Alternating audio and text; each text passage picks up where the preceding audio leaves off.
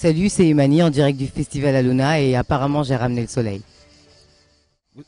Tu as ramené le soleil et pas que le soleil aussi, un nouvel album qui vient juste de sortir en fait. Il y a un mois. Il y a un En mois, effet. ouais. Il a été préparé, on a suivi ça sur Facebook, sur le Facebook du festival également, les préparatifs, les vidéos, l'envie et toute l'excitation autour de la sortie de cet album. Et l'excitation, oui, l'anticipation. C'est vrai que Facebook, c'est ma soeur et moi qui le gérons.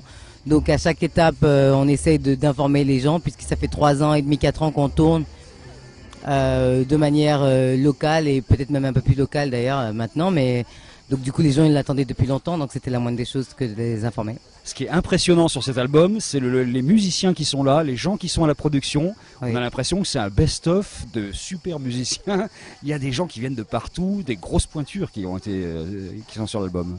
C'est vrai, et la beauté dans tout ça, c'est qu'à la base, c'est que des gens qui se connaissent, qui connaissaient le réalisateur, et comme par exemple Steve Sheehan, qui fait plus, qui est le percussionniste, pardon, et qui fait plus d'albums avec qui que ce soit, et l'ami de Oasis Diop, qui a été mon parrain vraiment dans la musique, et il a aimé, et de Mauritanie, il est venu avec tout son bardingue de percus, et en fait, c'est que des gens qui l'ont fait par amour, parce qu'on est une production indépendante, donc clairement, c'est pas pour l'argent qu'ils l'ont fait.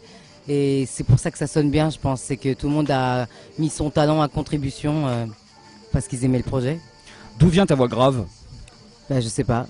Tu l'as toujours Je eu suis comme né ça, comme ça. ouais, Ah ouais, je suis né comme ça. Parce que quand on a écouté l'album, tous, on a eu un espèce de choc thermique, on a dû le dire déjà, mais comme Tracy Chapman nous avait fait un choc il y a des années avec son premier album, tout d'un coup une espèce de voix envoûtante, quoi.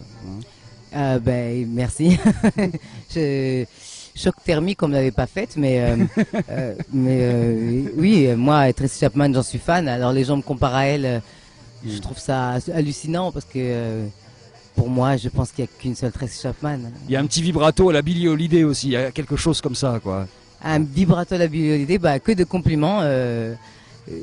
Merci, je sais pas quoi dire d'autre. Ouais. Sur scène, ça se passe comment? C'est juste guitare-voix, parce que l'album est très très acoustique dans la conception. L'album est très acoustique, il est quand même pas mal étoffé, il y a pas mal d'éléments, violoncelle, B3, Wurlitzer, un camion de percus comme je vous ai dit. Mais ce qui se passe, c'est que comme ça fait 3 ans et demi qu'on tournait en voix guitare, qu'on s'est fait connaître comme ça, et qu'il y a beaucoup de festivaliers, enfin de producteurs de spectacles qui nous ont aimés comme ça, ils nous ont bookés depuis longtemps sur ce festival avant la sortie de l'album en voix guitare. Alors là, maintenant, l'album est sorti et donc effectivement, maintenant, on est à 8 sur scène. Mais donc, on écoule toutes les scènes en duo qui ont été demandées, en fait. Ce que les organisateurs savaient, c'est qu'il y avait du talent, mais ce qu'ils ne savaient pas, c'est qu'il y avait une réception de cet album qui est assez incroyable, notamment des médias. Tu n'arrêtes pas, c'est partout, on entend parler d'Imani partout. Il y avait déjà un buzz dans le milieu de la musique à Paris, mais là, c'est vraiment un truc énorme qui se passe depuis 1 mois et demi, 2 mois, là. C'est vrai, c'est assez hallucinant. Après, moi, je suis tellement sur le terrain, justement, à faire ces interviews, à travailler, et être dans les TGV ou dans les avions que je me rends pas bien compte. Juste le soir, je suis très très fatiguée. Mais on est content. On n'a pas le temps d'être surpris parce qu'on bosse beaucoup. Et quand on se posera, peut-être qu'on Oui, t'as même du mal à réaliser en fait tout ce qui est en train de se passer autour. C'est Finalement. exactement ça. Ouais. Pour moi, j'ai juste l'impression qu'on m'a donné beaucoup plus de devoirs à faire que l'année dernière. Ouais. Et puis après, on verra. Je pense qu'au mois d'août, quand il y aura un peu moins de festivals, et il y en a déjà beaucoup moins, je me poserai, peut-être que si je regarde un peu en arrière, peut-être que je me dirais, mais oulala, qu'est-ce qu'on a fait? Ouais, peut-être. Pour l'histoire, ceux qui connaissent pas ton histoire, en fait, tu es mannequin et tu es parti à New York pendant quelques années. C'est jamais facile de se retrouver jeune fille comme ça à New York. Il y a eu des moments peut-être de déprime qui n'étaient pas faciles à vivre. Et l'album est empreint aussi de ça. Il y a d'ailleurs dans le titre même, The Shape of a Broken Heart, il y a quelque chose qui peut raconter aussi des cassures, à un moment précis de cette vie qui n'était pas celle que tu voulais complètement. C'est celle de chanteuse que tu voulais. Bah oui, mais c'est pas une vie. Bon, effectivement, c'était une vie assez étrange, être mannequin si jeune, travailler dans la vie active si jeune. Et c'est un métier qui tient beaucoup sur le paraître. C'est très compliqué quand on est une jeune femme et qu'on essaie de se construire. Donc voilà, ça m'a défait certainement. Et j'ai voyagé. Et tous ces voyages, toutes ces rencontres, de toutes ces histoires que j'ai vécues, j'en ai écrit des chansons. Et le mannequinat, c'est pas que je l'ai pas voulu, mais si vous voulez, effectivement, c'est venu me chercher un jour dans le métro et j'ai dit oui. Et puis, en fait, dans ma vie, j'ai plus dit oui que non, en général. Et ça m'a toujours ouvert des portes.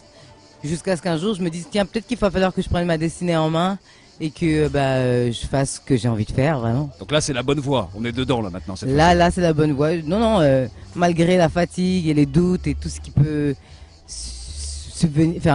surgir dans comment dirais-je, je ne trouve plus mes mots. Dans ce périple, voilà, et, on regrette pas, on regrette rien parce qu'on sait pourquoi on le fait.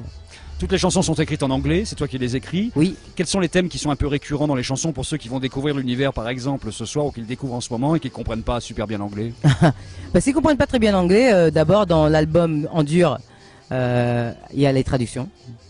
Et sinon, on a fait un truc anglo-français et j'ai écrit par des phrases un peu poétiques l'état d'esprit dans lequel je me retrouvais quand j'ai écrit les chansons.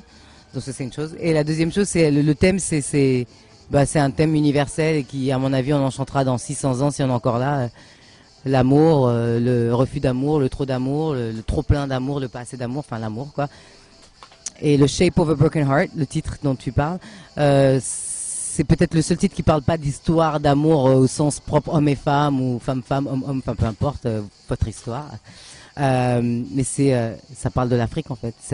Ça veut juste dire, c'est le titre d'une chanson qui compare le continent africain à la forme d'un cœur brisé. Et de là, il y a toute une chanson. Bon concert ce soir, Imani. Merci d'être venu. Merci. Merci Bertrand.